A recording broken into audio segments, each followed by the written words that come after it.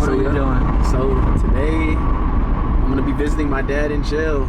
So I haven't seen my dad in a couple years. So this is gonna be interesting. How old were you the last time you saw him? Last time I seen him, I had to been maybe in 9th grade. Last time I seen him.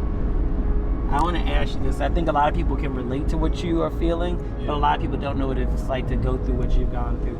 What does it feel like to have a parent who's been in prison the majority of your life? Honestly, it feels like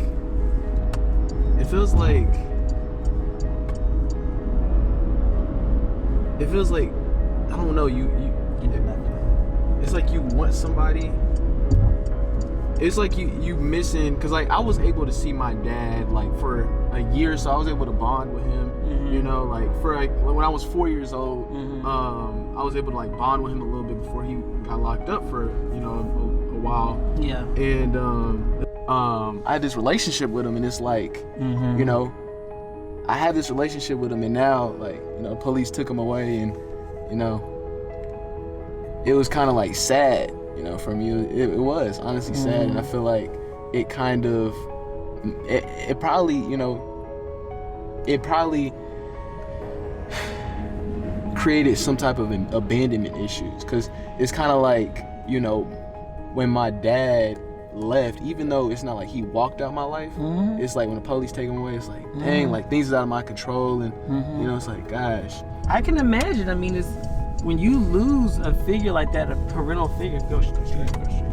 When you lose a parental figure, like you said, rather it's because they left or because they were taken away, regardless. Yeah.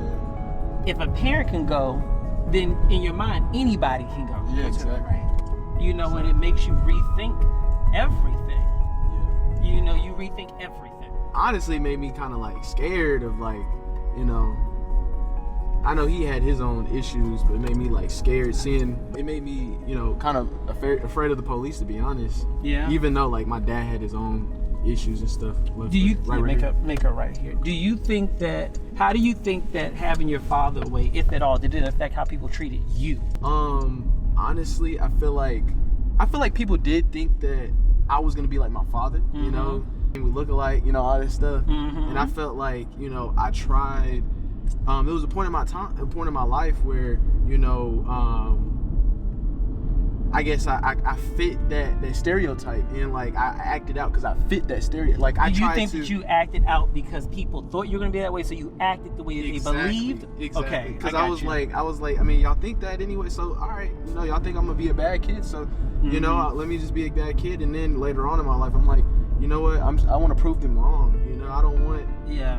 Everything I did, it was I wanted to prove I'm nothing like my dad. I wanted people to see that me and my dad, we look alike, but we're nothing alike. Do you feel like that's where a lot of your ambition comes from? Because you are hyper ambitious, and if anything distracts you, you push it out of your life. I think so. You think so? I think a lot of ambition, honestly, came from. It honestly did push me. I'm not saying that my dad, I'm grateful that he went to jail, but at the make her right here if you can. Okay. I'm not saying I'm grateful that he went to jail, but at the same time, I feel like seeing him in jail showed me it gave me a. It was seeing him in jail allowed me to see what it is I didn't want to be like.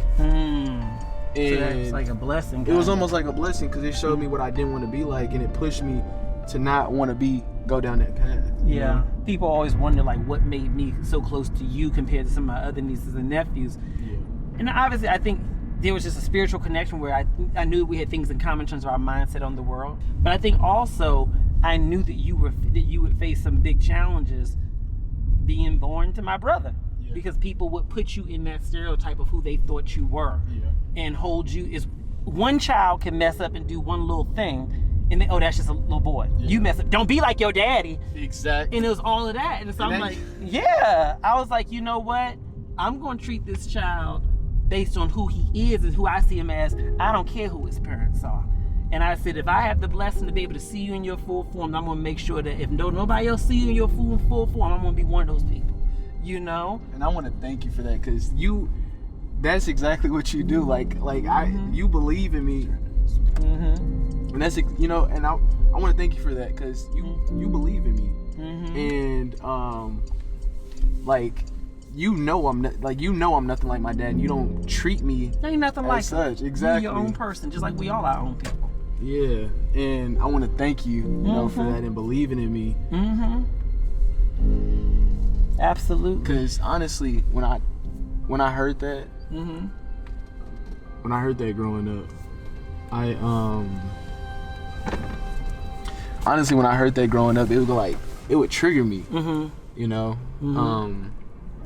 it would. And I'm gonna tell you this, because I know even when we visit out here, people always say, oh, Marco, you changed so much. Oh, you so different. Oh, you this, you that, and the other. And they tell me, oh, you must have done so good with him because he's so different than he used to be. And what I think to myself is this: I ain't do nothing different outside of allow him to be treated based on who he is, rather than treating him based on who y'all fear he could become. And I think that's a lesson for all people, especially our black and brown young men, but all people independent of their race. Treat people based on who they show themselves to be, not based on who their mama is, their daddy is, mistakes they may have made even themselves. Exactly. Kids do mistakes. If you got a child that ain't never made a mistake, ain't never got in trouble, then give it some time, because they're gonna be a whole mess in their 20s. I'd rather you mess up when you're young and make a couple of little mistakes where you can learn. And so that was my whole thing. I said, I'm gonna give you a clean slate, and I don't care what they say about you. I don't give a damn what they say about you. What you gonna show me, you know? And I thank you. And, you know, and like you said, like, for anybody out there that's like that is going through, you know, like a rough time period, you know, just.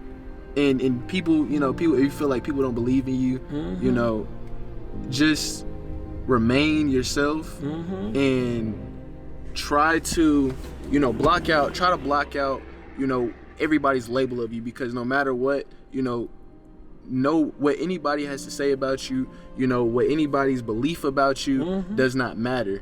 You know, at the end of the day, it's your belief about yourself. Amen to that. And you can go out and you can have anything that you want in this life. If you want anything in this life, you can go get it. You just gotta believe in yourself. No matter where you come from, you're not defined by it. Nope. You ready? Let's get it. All right. You can get it off, DJ.